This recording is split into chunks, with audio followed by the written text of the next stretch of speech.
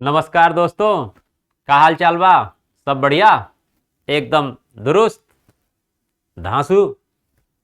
हाँ, तैयारी धांसू कीजिए। धांसू का मतलब क्या है? बेहतरीन, जितना आपसे पॉसिबल हो, जो आप कर सकते हैं करें, है ना।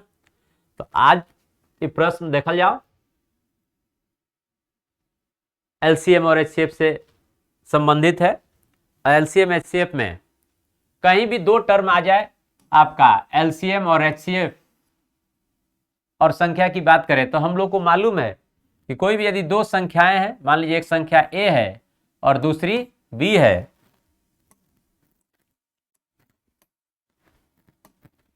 एक ए और दूसरी बी है, तो दोनों संख्याओं का जो गुणनफल होता है वह उन संख्याओं के एचसीएफ और एलसीएम के मल्टीप्लाई के इक्वल होता है।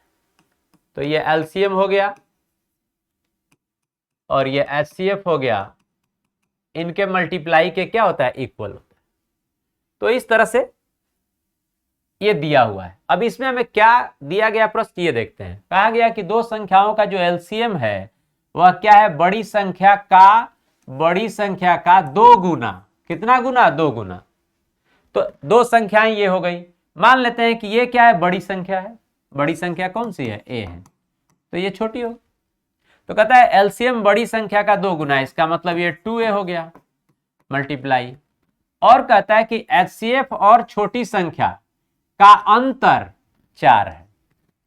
अब जो एचसीएफ और छोटी संख्या का अंतर है, एचसीएफ क्या होता है?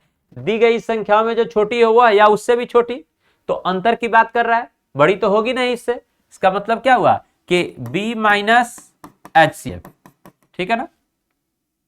एचसीएफ माइनस बी नहीं लिख सकते, क्योंकि जब एचसीएफ छोटी संख्या से भी अगर छोटी हो तो कहां से अंतर माइनस होगा। इसका अंतर का मतलब क्या लिखे हम यहाँ पे कि सबसे छोटी जो संख्या जो छोटी है उतना माइनस है। क्या दे रखा है? 4।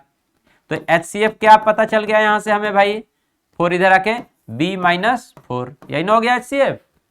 अर्थात छोटी संख्या में से -4 कर लें तो हमें एचसीएफ ज्ञात हो जाएगा। क्योंकि एचसीएफ छोटी से छोटी होता है, तो जब अंतर की बात करेगा तो छोटी संख्या का ही लेंगे। तो छोटी संख्या से भी 4 क्या ले लेंगे? छोटा।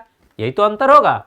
तो हम यहाँ पे लिख सकते हैं b माइनस 4, ये एचसीएफ हो गया। बस इसे सरल कर देना है और कुछ नहीं है। यहाँ देखिए तो यहाँ पे a से a डिवाइड हो जाएगा। यहाँ पे वैल्यू क्या रह गई? b बराबर 2 का मल्टीप्लाई 2b माइनस 4 इंटू 2 8 को इस तरफ लाएंगे तो पॉजिटिव और b को उधर ले जाएंगे तो माइनस। तो 2b में से एक भी गया b, इसलिए b की वैल्यू कितनी आ गई? 8। और आंसर आपका क्या आ जाएगा?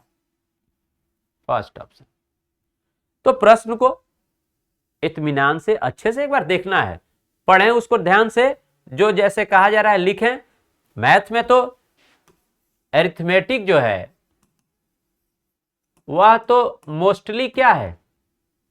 प्रश्न जो कहा जा रहा है उसे लिख लेना। यदि प्रश्न को आप सही सही लिख लेते हैं, आंसर आ जाता है ना। उम्मीद है कि आप सब लिख भी लेंगे और आपका उत्तर आता भी है। तो चलिए अगली वीडियो में मिलते हैं। Okay, thank you.